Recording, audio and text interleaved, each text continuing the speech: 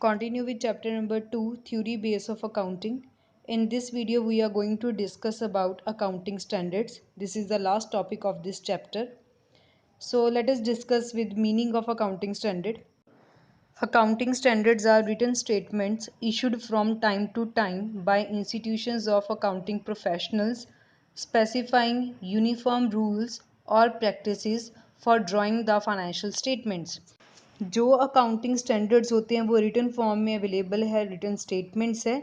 Time to time इसे कोई accounting professionals like जैसे आईसीआई के मेंबर्स होते हैं, आईसीएसआई के मेंबर्स होते हैं, वो इनको इशू करते हैं।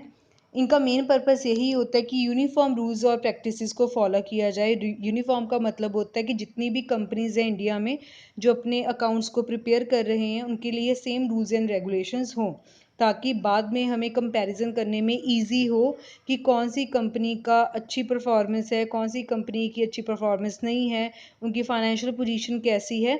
ये सभी बातों के लिए अगर सेम रूल्स और प्रैक्टिसेस को हम फॉलो करेंगे तभी ये चीज़ जो है वो पॉसिबल है, क्योंकि मार्केट में सर्वाइव करना है तो कॉम्पिटिटर्स ज़रूर होंगे और कॉम्पिटिटर्स के साथ परफॉर्मेंस का कंपैरिजन ज़रूर करना पड़ता है इन ऑर्डर टू कैलकुलेट कि हाँ जी सही प्रॉफिट और लॉस कैसे है, कौन सी कंपनी अच्छा परफॉर्म कर रही है, कौन सी कंपनी अच्छा परफॉर्म नहीं कर रही। Next is objectives of accounting standards. क्या मकसद है अकाउंटिंग स्टैंडर्ड्स बनाने के? So let us study. The very first point is accounting standards are required to bring uniformity. जैसे हमने इसके मीनिंग में भी पढ़ा कि अकाउंटिंग स्टैंडर्ड का मेन मकसद यही होता है कि यूनिफॉर्मिटी आए, यूनिफॉर्म प्रैक्टिसेस को हम फॉलो करें in accounting practices and policies bye proposing standard treatment in preparation of financial statement.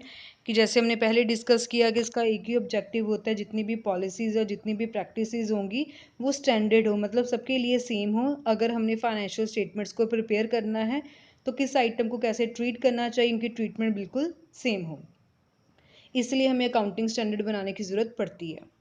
Second is to improve reliability of the financial statements. Accounts prepared by using accounting standards are reliable for various users because these standards create a sense of confidence among the users. बहुत easy है। अगर आप देखें कि हर एक company के लिए same rule है और हर एक कंपनी ने हर एक आइटम को सेम ट्रीटमेंट देनी है और उसके बाद उसी पॉइंट्स को ध्यान में रखे, उसी सेम रूल्स रेगुलेशन को ध्यान में रख के, सेम प्रैक्टिस को ध्यान में रख के कंपनी जो है अपने अकाउंट्स बना रही है, तो यूज़र्स के सामने हर एक कंपनी के अकाउंट्स होंगे, हर एक कंपनी के जो फाइनेंशियल रिकॉर्ड्स है उसके सामने होंगे, तो यूज़र अपने आप देख सकता है कि कौन सी कंपनी अच्छा परफॉर्म कर रही है, कौन सी कंपनी अच्छा परफॉर्म नहीं कर रही। तो ये सभी बातें उसके अंदर कॉन्फिडेंस क्रिएट करेंगे, उसको कोई शक नहीं होगा कि इस कंपनी ने गलत अकाउंट्स बनाए, जिसने अच्छी पोजीशन दिखाने की कोशिश की है। ऐसा कुछ भी नहीं होगा, क्योंकि सभी कंपनीज के लिए सेम रूल्स एंड रेगुलेशन हैं, जिसकी वजह से हमारे यूज़र्स के दिमाग में कॉन्फिडेंस आएगा कि yes whatever the company showing in their financial statements are correct, जिसकी वजह से जो यूज़र है उसकी रिलायबिलिटी, उसका कॉन्फिडेंस क्रिएट होगा कि जो कंपनी उसको फाइनेंशियल स्टेटमेंट्स दिखा रही है उसके ऊपर वो रिलाई करके, डिपेंड करके अपना सही सही डिसीजन ले सकता है। Third point is to prevent frauds and manipulation by codifying the accounting methods and practices. एक ये भी ऑब्जेक्टिव होता है अकाउंटिंग स्टैंडर्ड्स का कि किसी भी तरह का फ्रॉड या मैनिपुलेशन को रोका जा सके। फ्रॉड का तो यही मतलब होता है कि इंटेंशनली सोच समझ के हम कोई जानबूझकर गलती कर रहे हैं क्योंकि उससे हमारा कोई ना कोई पर्सनल बेनिफिट होता होगा। या मैनिपुलेशन, मैनिपुलेशन का मतलब है कि कंपनी में हुआ कुछ और बट दिखाया कुछ और जा रहा है। जितने भी हम स्कैम सुनते हैं वो इसी से रिलेटेड होते हैं कि एक्चुअल में कंपनी में वो सब बातें होती नहीं है, ये वो एसेट्स होती नहीं है, या वो इन्वेस्टमेंट उसने की नहीं होती जो अपने बुक्स ऑफ अकाउंट्स में शो कर रही है। तो अकाउंटिंग स्टैंडर्ड का मेन ऑब्जेक्टिव यही है कि किसी भी तरह का फ्रॉड या मैनिपुलेशन को रोकना, क्योंकि इसमें जब हम अकाउंट्स बनाते हैं, हम फर्दर पूरे फाइनल अकाउंट्स तक पहुंचेंगे तो बीच में काफ़ी स्टेप्स आते हैं जहां अब हमें जो है अपनी गलतियों का पता लग सकता है। टाइमली हम उसको सही कर लेंगे तो हमारी फाइनेंशियल स्टेटमेंट सही बन जाएगी। And the last point is to help auditors.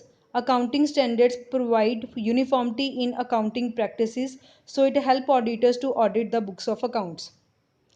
अब ये पॉइंट बहुत इंपॉर्टेंट है कि जो भी कंपनी अकाउंट्स बना रही है, ये नहीं कि हमारे अकाउंटेंट ने जो बना दिया वो फाइनल हो गया। अकाउंटेंट भी गलती कर सकता है, इसलिए उसके अकाउंट्स भी चेक होंगे। सो हम बाहर से किसी एक्सटर्नल पार्टी को या एक्सटर्नल किसी कंपनी को बुलाते हैं जिनको हम ऑडिटर बोलते हैं। वो ऑडिटर आएगा और हमारे अकाउंट्स को चेक करेगा।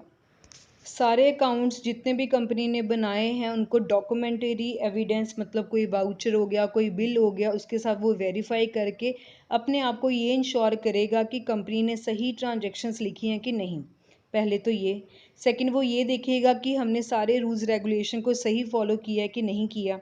अब एक ऑडिटर है, वो भी कैसे जस्टिफाई करेगा कि हमने सही रूल्स रेगुलेशन को फॉलो किया है कि नहीं, क्योंकि उसको भी पता है कि मेन हमें एक्ट में कौन से रूल्स रेगुलेशन के बारे में बताया गया है, एक्चुअल में क्या अकाउंटिंग स्टैंडर्ड्स हैं, वो सबके लिए सेम है। सो ऑडिटर के लिए भी ये हेल्पफुल हो जाएगा कि जब सबके लिए सेम रूल्स रेगुलेशन है तो अकाउंट्स को वो बहुत ईजिली चेक कर सकते हैं और अगर कुछ गलती होगी तो वो भी पकड़ सकते हैं।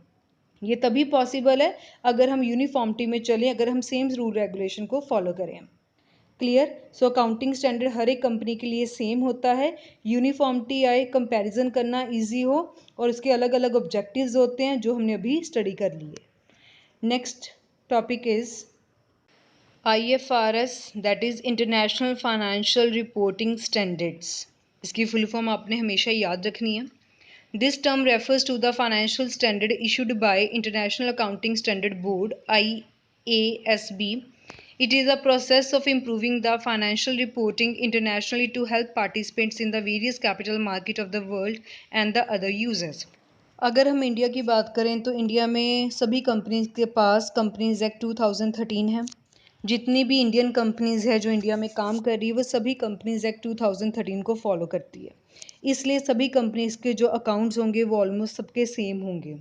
ठीक है, और ऑडिटर के लिए या यूजर्स के लिए बहुत इजी हो जाता है इसको समझना, क्योंकि उसको पता है कि सेम रूल्स रेगुलेशन के अकॉर्डिंगली फाइनेंशियल स्टेटमेंट्स जो हैं वो प्रिपेयर की गई हैं।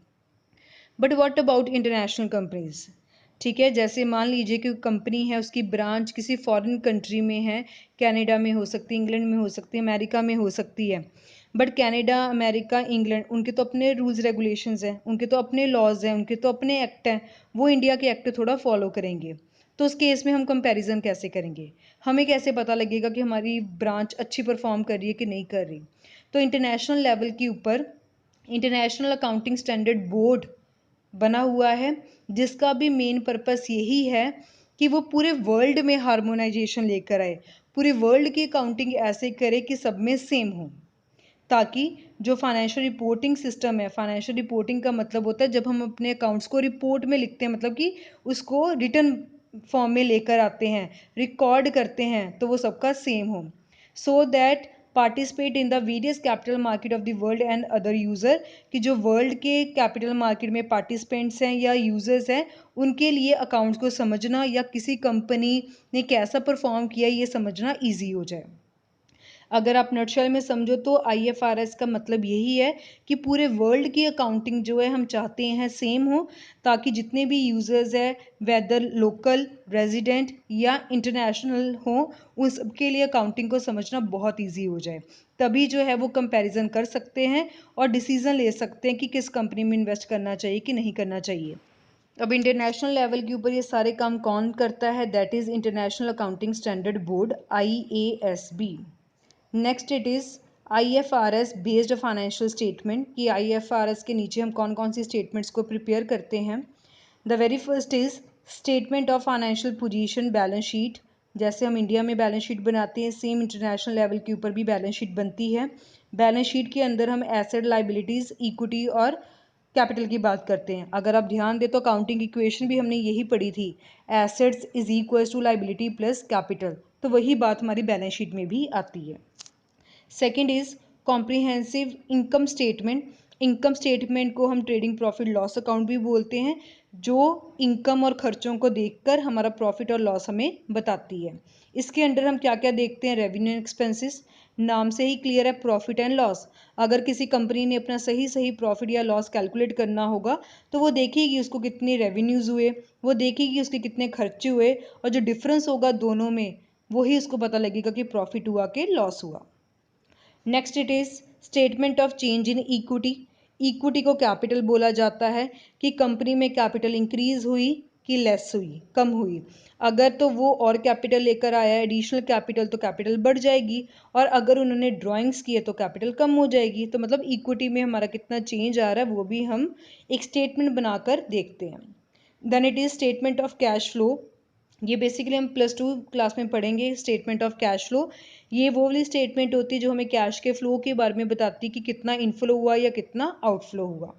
Then last is note and significant accounting policies. जैसे हम वर्किंग नोट बनाते हैं कि हर एक चीज़ की डिटेल आपको नीचे गिवन होगी। अगर आप अपनी डीएमसी देखें तो डीएमसी में आपके मार्क्स या ग्रेड दिए होते हैं और नीचे बताया भी जाता है कि ए ग्रेड की कौन सी रेंज है, बी ग्रेड की कौन सी रेंज है, या कोई भी वहाँ कोड लिखा गया तो उसका क्या मतलब है वो नीचे आपको दिया जाता है, सो दैट कि आपके लिए रिपोर्ट कार्ड को समझना ईजी हो जाए। सिमिलरली अकाउंटिंग में भी ऐसे ही है कि फॉर्मेट के अंदर तो हम डिटेल नहीं दिखा सकते, वहाँ तो एक फाइनल अमाउंट आएगी, बट उसकी डिटेल जो है वो नोट्स में गिवन होगी। और कौन से अकाउंटिंग पॉलिसीज़ को हम फॉलो कर रहे हैं, कौन से सिस्टम को हम फॉलो कर रहे हैं, कौन सी टाइप को हम फॉलो कर रहे हैं, कौन से मेथड को फॉलो कर रहे हैं, ये सब कुछ नीचे लिखा जाएगा, ताकि यूजर्स जो है वो सही सही एस्टिमेशन लगा सके कि what the company is performing और the what the company result at the end of the financial year. So this was the last topic of this chapter. इसमें हमने बेसिकली अकाउंटिंग स्टैंडर्ड के बारे में पढ़ा जो पूरी इंडिया के लिए सेम है। अब हम चाहते कि वो इंटरनेशनल लेवल पे भी सेम हो। उसका मकसद पढ़ा, ऑब्जेक्टिव पढ़े कि क्यों हम अकाउंटिंग स्टैंडर्ड्स बनाते हैं या क्या उसका मेन, उसको फॉलो करने से हमें क्या फ़ायदा होगा। देन हमने IFRS के बारे में पढ़ा कि इंटरनेशनल लेवल के ऊपर हम कैसे रिपोर्टिंग बनाते हैं, कैसे अपने अकाउंट्स को प्रिपेयर करते हैं, तो उसमें क्या क्या इंक्लूड होता है। सेम हम इंडिया में भी फॉलो करते हैं, इंटरनेशनल लेवल में भी सेम करते हैं।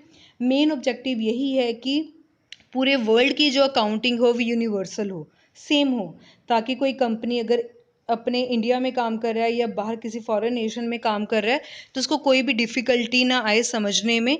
That is the main objective of preparing accounting standard और IFRS।